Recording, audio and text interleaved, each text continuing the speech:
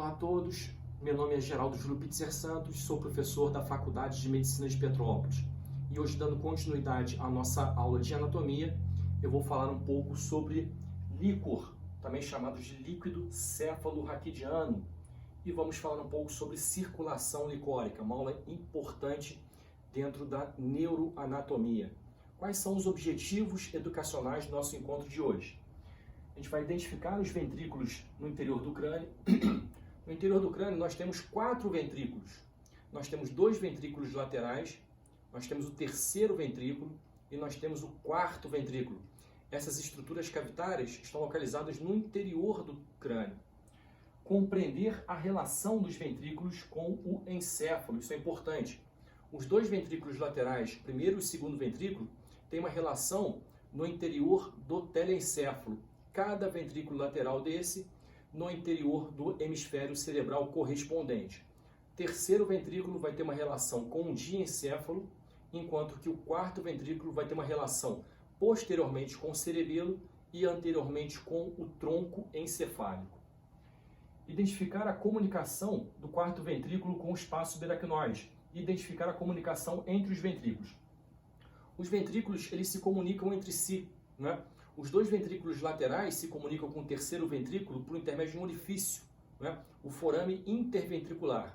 O terceiro ventrículo se comunica com o 4º ventrículo por um aqueduto, chamado aqueduto de Silvius, aqueduto mesencefálico, aqueduto do encéfalo, né? E o 4º ventrículo, o último ventrículo mais inferior, vai se comunicar com o espaço subaracnoideu. Existem 2 aberturas laterais, forames de Lunska, e uma abertura mediana, forame de Magendie, levando esse líquor do 4º ventrículo até o espaço subaracnoideu. A gente vai conseguir topografar as anestesias lombares. Existem procedimentos anestésicos que nós realizamos na altura da coluna lombar, onde são procedimentos importantes para cirurgias abdominais em abdômen inferior, em pelve, certo? Em membros inferiores. Posso anestesiar o paciente utilizando essa estratégia. Existem 2 tipos de anestesias principais na região lombar. Existe a anestesia epidural, ou seja, vai liberar o anestésico superficialmente a dura mater, e existe uma anestesia raquidiana, que vai liberar o anestésico dentro do interior, no interior ali do espaço subaracnoideu, nessa cisterna, né? E compreender anatomicamente os tipos de hidrocefalia. Hidrocefalia é um crescimento anormal da calota craniana, em consequência do crescimento dos ventrículos, né? Tem uma produção do ventrículo aumentada, ou tem uma obstrução nesse local de drenagem do ventrículo, causando uma obstrução, uma grande pressão na parte superior. Eu tenho 2 tipos principais, uma hidrocefalia chamada comunicante e uma hidrocefalia chamada não comunicante. A gente vai descrever também no decorrer da nossa aula. Bom, começando aqui a nossa discussão, nós temos os ventrículos encefálicos, então, né? Nós temos 2 ventrículos laterais, direito e esquerdo, o terceiro e o 4º ventrículo. Observando uma imagem, né, a gente vai identificar que no interior do telencéfalo, na parte mais profunda do telencéfalo, tem uma cavidade de cada lado, né, indo em direção aqui aos hemisférios cerebrais, onde eu tenho a produção e a circulação do líquido, né, do líquor. Esses 2 ventrículos são chamados de ventrículos laterais. Então, observem em uma imagem anterior, numa vista anterior, eu tenho o ventrículo lateral do lado direito e o ventrículo lateral do lado esquerdo. Observando uma vista lateral, né, eu vejo que essa anatomia dos ventrículos laterais é uma anatomia bastante interessante. Ele tem uma projeção anterior em direção ao lobo frontal do telencéfalo. Eu tenho uma projeção posterior em direção ao lobo occipital do telencéfalo e temos uma projeção lateral de cada ventrículo em direção aqui ao lobo temporal do telencéfalo. Então, o ventrículo lateral, ele possui 3 projeções, também chamadas de cornos. Eu tenho o corno anterior, ou corno frontal, eu tenho o corno posterior, ou corno occipital, e eu tenho o corno inferior ou inferolateral, também chamado de corno temporal. Observem, né, que esse ventrículo lateral ele também possui um tronco, né, também chamado de corpo do ventrículo lateral. Então tem o tronco principal que vai comunicar o corno anterior com o corno posterior, ou seja, corno frontal com o corno occipital. Observando uma outra imagem, né? Eu vou identificar esses ventrículos no interior do telencéfalo e vou observar ventrículo lateral, grande ventrículo localizado no interior do hemisfério cerebral. Eu tenho o terceiro ventrículo em contato com o diencéfalo, mais profundamente ainda, mais inferiormente. E eu tenho aqui o quarto ventrículo em contato posterior com o cerebelo e em contato anterior, né, com o tronco encefálico. A estrutura que comunica o ventrículo lateral com o terceiro ventrículo, forame, um forame chamado forame de Mouro, né? E a estrutura que vai comunicar o terceiro ventrículo com o quarto ventrículo, uma estrutura que nós chamamos de aqueduto do mesencéfalo ou aqueduto encefálico. Nessa imagem, nós retiramos a substância cerebral, né? Retiramos os dois telencéfalos juntamente com o diencéfalo, ficamos apenas com os ventrículos laterais aqui. Com o terceiro ventrículo, retiramos posteriormente o cerebelo e anteriormente o tronco encefálico, ficando também com o quarto ventrículo isoladamente aqui no seu interior. Então nós temos ventrículos laterais, direito e esquerdo, corno anterior, corno frontal, corno posterior ou corno occipital e o corno inferior, ou também chamado de corno látero-inferior, também chamado de corno temporal, né? Superiormente nós temos o corpo do ventrículo lateral, que vai comunicar o corno anterior com o seu corno posterior. Esta anatomia é importante na interpretação de algumas imagens radiológicas de crânio, né? Muitas vezes eu faço imagens coronais, então dependendo do corte, eu posso pegar regiões ventriculares bastante específicas, né? Posso pegar, por exemplo, um corte passando aqui no meio do ventrículo, né? Um corte coronal. Eu vou encontrar tanto a parte do corpo do ventrículo lateral superiormente, quanto uma parte aqui do corno inferior, também do ventrículo lateral, passando aqui inferiormente, né? Quando eu faço cortes axiais, cortes transversais, né? Eu vou encontrar também esse ventrículo em diversas topografias. Eu posso fazer um corte, né, transversal, axial, margeando aqui o ventrículo anterior, o corno anterior do ventrículo lateral e também margeando ele posteriormente. Então eu vou observar esse ventrículo em duas topografias diferentes, na parte anterior em direção ao lobo frontal e na parte posterior em direção ao lobo occipital. Bom, plexo coroide no interior dos ventrículos. Então no interior do ventrículo eu tenho um aglomerado de tecido responsável pela formação do líquor. Então, o líquor ele é formado no interior dos ventrículos, tanto dos ventrículos laterais, quanto do terceiro e quanto do quarto ventrículo. O tecido responsável pela formação do líquor eu chamo de plexo coroide. Ele se assemelha a uma esponja, né? Em cortes frescos, né, de parênquima cerebral, onde a gente consegue identificar a cavidade ventricular. A gente vai encontrar ali no interior da cavidade ventricular um tecido semelhante a uma esponja. Esse tecido é o plexo coroide. Então ali eu tenho a formação do líquor. Em um corte transversal, um corte axial, eu vou encontrar, certo? No interior dos ventrículos laterais, eu vou encontrar o plexo coroide. Então, o plexo coroide aqui no interior do ventrículo lateral do lado direito nessa figura. Entre os dois ventrículos laterais, eu tenho um septo, né, chamado septo pelúcido, né, que vai diferenciar o ventrículo lateral do lado direito do seu equivalente contralateral do lado esquerdo. Observe nessa imagem que a gente consegue identificar aqui anteriormente o corno anterior do ventrículo lateral e posteriormente o corno posterior ou corno occipital do ventrículo lateral. Essa imagem é muito importante, essa interpretação é muito importante porque, observando essa imagem, eu consigo identificar a simetria entre os dois ventrículos laterais, não é? No caso de hipertensão intracraniana, muitas vezes estruturas vão comprimir esse ventrículo lateral e vão afastar esse septo mediano. Tem um afastamento desse septo mediano para o lado contralateral à hipertensão. Então, nessa imagem é importante que eu consiga compreender a simetria, observar a simetria entre os dois ventrículos, o ventrículo lateral direito e o ventrículo lateral esquerdo. Lembrando que o plexo coroide é a estrutura que vai ser responsável pela formação do líquor no interior dos ventrículos laterais. E o plexo coroide também vai estar presente no terceiro e no quarto ventrículo. Aqui a gente tem um corte sagital mediano, não é? E a gente observa aqui, no interior do diencéfalo, a cavidade do terceiro ventrículo, né?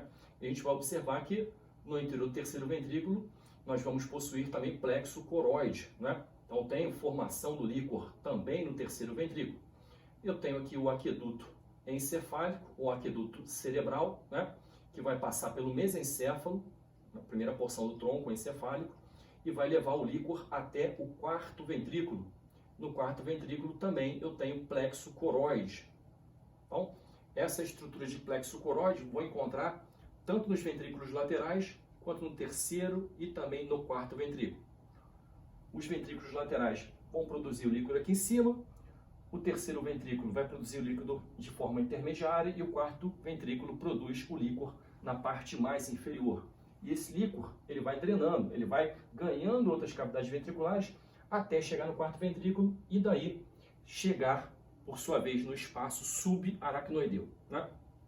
Observando essa imagem, a gente vai encontrar o plexo coroide, né, no interior do terceiro ventrículo e também no interior do quarto ventrículo. Então, vocês observem o plexo coroide localizado aqui no interior do terceiro ventrículo.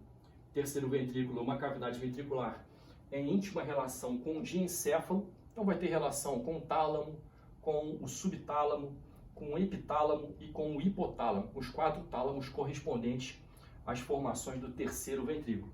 E o quarto ventrículo aqui embaixo, observem que o quarto ventrículo vai ter uma relação posteriormente com o cerebelo e anteriormente eu vou ter uma relação com o tronco encefálico, principalmente com a ponte na sua parte anterior e com o bulbo na sua parte anterior e inferior, né? Enquanto que o mesencéfalo, a porção do tronco encefálico mais superiormente, eu vou ter a passagem, né, do aqueduto encefálico, aqueduto de Sylvius, ok? Então, qual é o trajeto dessa circulação licórica? Eu tenho os ventrículos laterais, primeiro e segundo ventrículos, né? Esse líquor vai chegar, né, no terceiro ventrículo por intermédio de um forame interventricular, forame de Moro. Do terceiro ventrículo, eu tenho o quarto ventrículo e a comunicação do terceiro e do quarto ventrículo é com um aqueduto, chamado aqueduto cerebral, aqueduto de Sylvius. Esse nome aqueduto cerebral não está muito correto, né? Uma vez que não se trata de cérebro nessa localização, se trata de encéfalo. Então, alguns livros trazem o nome de aqueduto encefálico ou aqueduto do mesencéfalo, né? E do quarto ventrículo, eu tenho a chegada, né, no espaço subaracnoideu por 2 tipos de forame. Eu tenho uma abertura mediana, né, forame de Magendie, e tem 2 aberturas laterais, forames de Lunska, né? Essas aberturas laterais vão possibilitar que o líquor chegue no espaço subaracnoideu, indo em direção ao cérebro direito e esquerdo. E a abertura mediana vai possibilitar que o líquor chegue no espaço subaracnoideu em direção ali à coluna vertebral, em contato com a medula espinal. Então, observe nessa imagem, eu tenho aqui um corte coronal, né, observando estruturas do sistema nervoso central. Eu tenho os 2 hemisférios cerebrais, eu tenho no interior dos hemisférios cerebrais os 2 ventrículos laterais, né? Observem a comunicação dos 2 ventrículos laterais com o terceiro ventrículo. Vai estar aqui na topografia do diencéfalo, né? Comunicação entre os ventrículos laterais e o terceiro ventrículo, eu tenho aqui o forame interventricular. O terceiro ventrículo vai se projetar inferiormente, vai emitir um aqueduto cerebral e esse aqueduto cerebral vai atravessar o mesencéfalo e vai comunicar o terceiro com o quarto ventrículo. O quarto ventrículo nesta topografia, localizado anteriormente ao cerebelo. E do quarto ventrículo, eu tenho uma abertura mediana e tenho 2 aberturas laterais. As aberturas laterais vão possibilitar que o líquor ganhe o espaço subaracnoideu lateralmente e, consequentemente, esse líquor vai subir e vai revestir ali o espaço subaracnoideu no interior, não é, do telencéfalo, no interior da calota craniana, superiormente. E inferiormente eu tenho a abertura mediana, né, chamada de forame de Magendie, onde esse líquor vai descer e vai ganhar o espaço subaracnoideu em direção aqui à coluna vertebral, em direção à medula espinhal. Então esse seria o trajeto, né, da formação até a chegada no espaço subaracnoideu. Observem que a absorção do líquor, né, se dá pelas granulações aracnoideias, localizadas principalmente no seio sagital superior, um dos seios da dura mater. Então, os seios sagitais superior e inferior, principalmente outros seios também da dura mater, possuem granulações aracnoideias, onde esse líquor vai ser absorvido, né? Vai ganhar ali a circulação sanguínea, tem a absorção do líquor, e esse líquor ele chega até o sangue venoso, ok? Essa imagem aqui é interessante, né? É um corte coronal, onde eu observo uma estrutura causando aqui uma hipertensão intracraniana. No caso aqui eu tenho uma hemorragia, né? Tem um hematoma localizado no interior da calota craniana. E esse hematoma, ele vai muitas vezes comprimir, né, esse tecido do hemisfério cerebral, causando uma alteração na morfologia do aspecto do ventrículo lateral. Então eu observo sempre, né, a simetria dos ventrículos laterais, observando se existe simetria ou se tem assimetria. Essa assimetria pode ser causada por alguma hipertensão intracraniana. Se eu tenho um aumento da pressão deste lado, por exemplo, eu vou tender a herniar estruturas para o lado oposto ou para o lado inferior, né? Eu tenho as hérnias, né? Tipos de hérnia cerebral. Tem uma hérnia chamada hérnia de Uncus, localizada aqui inferiormente ao lobo temporal, né?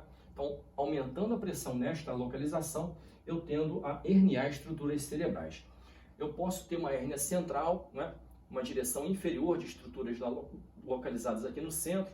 Eu posso ter uma hérnia, né, de símbolo, de giro de símbolo, levando o giro de símbolo de um lado a se herniar para o lado oposto, né?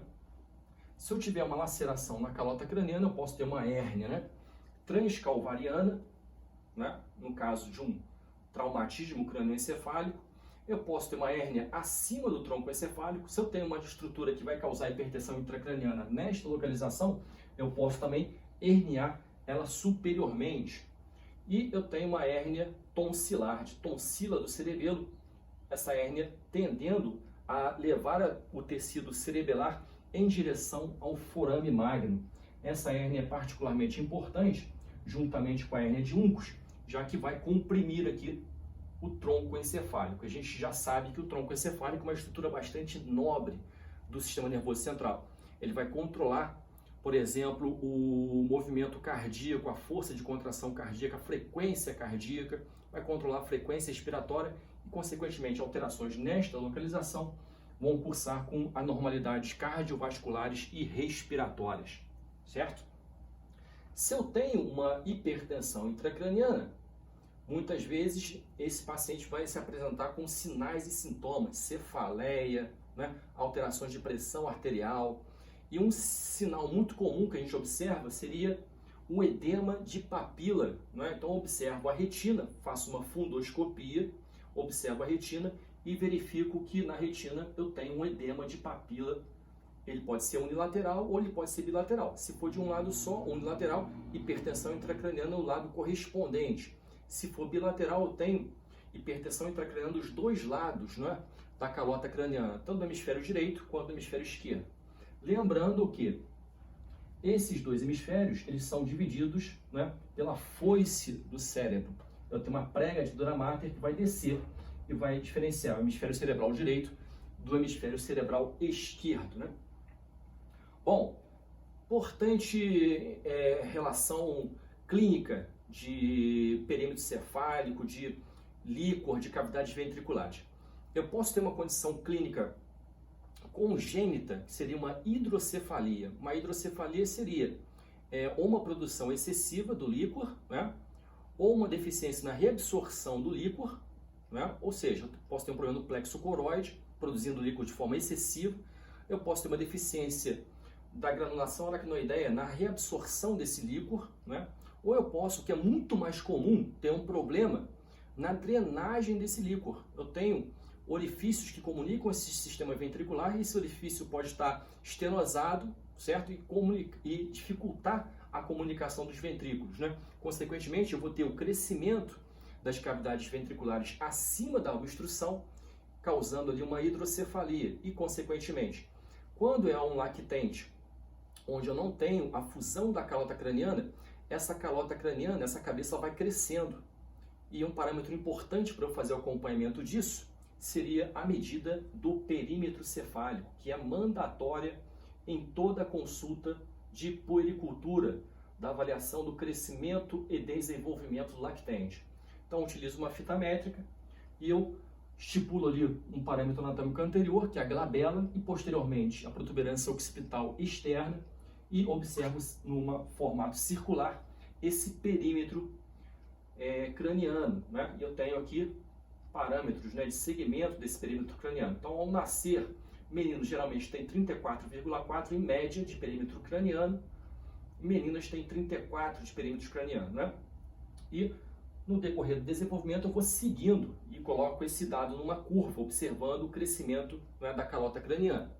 Se eu tenho um crescimento anormal, né, eu posso ter uma obstrução nesse sistema ventricular. Consequentemente, essa calota craniana, que não tem ainda a fusão dos ossos, né, essa calota craniana ela vai crescendo, observando ali um aumento do perímetro cefálico.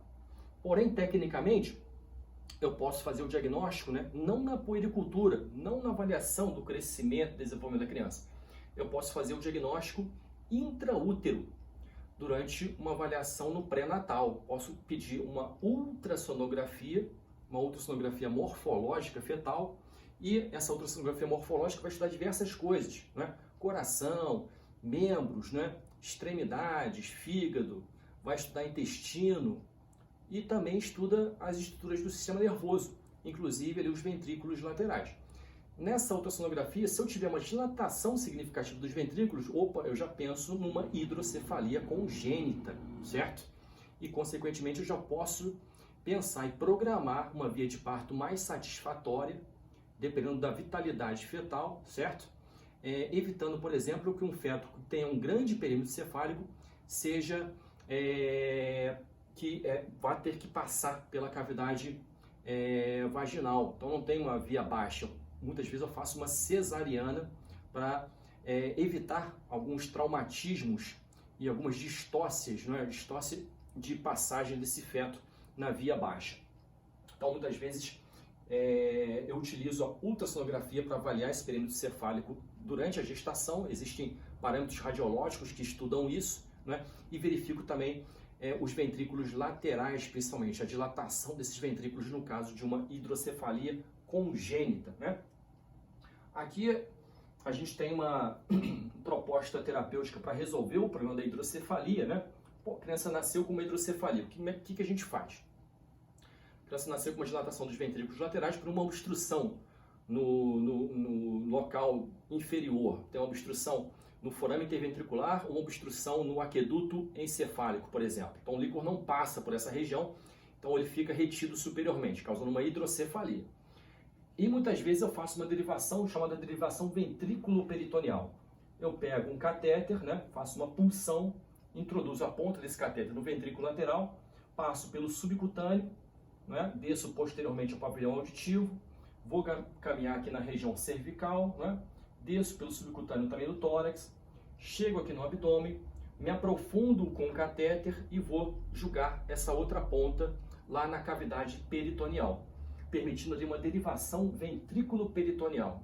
Tratamento muito simples, tratamento carro-chefe em relação à hidrocefalia congênita, e vai permitir que esse líquor, né, ele chegue até a cavidade peritoneal, ele vai ser reabsorvido ali pelo peritônio. Então não vai ter problema em relação ao desenvolvimento da criança. Eu vou seguir essa criança e vou ver o desenvolvimento normal dessa criança, certo? Essa hidrocefalia, durante a fase inicial, fase congênita, geralmente é uma hidrocefalia não comunicante, ou seja, eu tenho uma obstrução na comunicação desses ventrículos, né? Entre o ventrículo lateral e o terceiro ventrículo, ou entre o terceiro ventrículo e o quarto ventrículo. Então, eu não tenho uma comunicação, consequentemente, eu tenho uma hidrocefalia não comunicante. ao contrário de outros tipos de hidrocefalia muito mais comuns em adultos e idosos, onde eu tenho uma hidrocefalia comunicante, ou seja, eu posso ter uma alteração no plexo coroide, um aumento da produção do líquor, ou então uma alteração na granulação aracnoideia, dificultando a absorção desse líquor. Então tem uma hidrocefalia comunicante nos adultos e nos idosos, muito mais comum, e uma hidrocefalia não comunicante nos lactentes, né? Eu tenho que drenar esse líquor de alguma forma. Muitas vezes eu não consigo fazer uma cirurgia inicial. Importante é fazer uma derivação, muitas vezes externa. Derivo esse líquor para a parte externa da calota craniana, né? Depois, no segundo momento, eu faço uma cirurgia definitiva. O problema é tentar descomprimir, tirar ali a pressão intracraniana que pode ser observada ali nesses casos de hidrocefalia.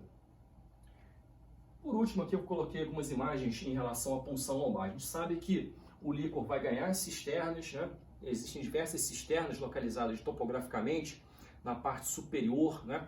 Mais importante, cisterna superior seria a cisterna magna, né? Também chamada cisterna cerebelo-medular ou cerebelo-bulbar, né? E inferiormente eu tenho a cisterna lombar.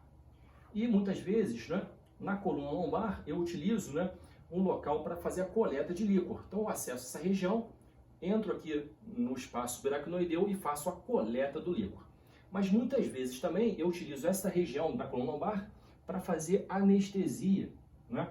Então eu atravesso aqui pele, tecido subcutâneo, os ligamentos aqui da coluna vertebral, né? Vou chegar aqui no interior do canal vertebral e muitas vezes vou liberar o anestésico, né, externamente a dura mater, né? Se eu libero o anestésico externamente a dura mater, ou seja, no espaço peridural ou espaço epidural, eu chamo de anestesia peridural. E se eu atravesso a dura mater e libero o anestésico, né, no interior, né, da cisterna lombar, ou seja, no espaço subaracnoideu, eu chamo de raquianestesia. São dois procedimentos muito utilizados pela anestesiologia para realizar bloqueios anestésicos na extremidade inferior do corpo humano, né? Aqui a gente consegue fazer uma punção lombar, onde eu faço a coleta do líquor. Não existe uma técnica correta para fazer essa punção, mas a punção lombar não é difícil de ser feita, né? Ao contrário de uma destreza técnica que é exigida durante uma punção nessa cisterna occipital ou cisterna cerebelo-bulbar, técnica mais difícil, né? Então aqui a gente consegue identificar a coleta do líquor, né? Numa suspeita, por exemplo, de meningite, eu tenho que fazer o diagnóstico de certeza de meningite, né? Muitas vezes, para estipular o tratamento, né? Se eu não tenho como fazer a coleta de líquor, eu já começo a fazer o tratamento, né? Na suspeita de meningite. Mas se eu tenho condição de fazer uma coleta de líquor, eu pego esse líquor, né? Depois mando para o laboratório e o laboratório me dá a celularidade desse líquor, né? Diversas coisas que podem acontecer formando alterações celulares no interior do líquor e também alterações bioquímicas. Vejo alteração de glicose, vejo alteração de outros fatores que podem estar acontecendo e levando ao comprometimento do líquor, né? E observo aqui a drenagem do líquor, né? Esse líquor, geralmente, ele tem um aspecto de água de rocha, ele é cristalino, né? Se eu observo um líquido purulento, né? Opa, já tenho ali um indício macroscópico que alguma coisa não está acontecendo corretamente no interior dessa cavidade, né? Então, consequentemente, eu posso ter uma inflamação, uma infecção dessas meninges causadas por uma meningite e, consequentemente, eu vou ter a saída do líquor purulento. Lembrando que a punção lombar ela é contraindicada em casos de hipertensão intracraniana. Não posso fazer punção lombar, por quê? Eu tenho uma tendência, retirando o líquor aqui de baixo, eu diminuo a pressão nessa cavidade de baixo e, consequentemente, eu posso ter herniação de tecido encefálico em direção ao forame magno, né? Então, aqui mostrando uma punção suboccipital. Então, a técnica é mais difícil. Eu palpo aqui a protuberância occipital externa, introduzo uma agulha que vai atravessar, né, um grande trajeto, né, entre aqui a região da nuca até chegar nessa cisterna magna, o espaço subaracnoideu nesta topografia aqui. E observem a proximidade entre a extremidade da agulha e o tronco encefálico. Então eu não posso encostar no tronco encefálico, que fica logo aqui na frente. Se eu encosto no tronco encefálico, o paciente vai desenvolver sinais e sintomas muito mais graves, já que o tronco encefálico tem a passagem de vias aferentes e eferentes e também o controle cardiovascular e respiratório. Grande abraço, até a próxima aula.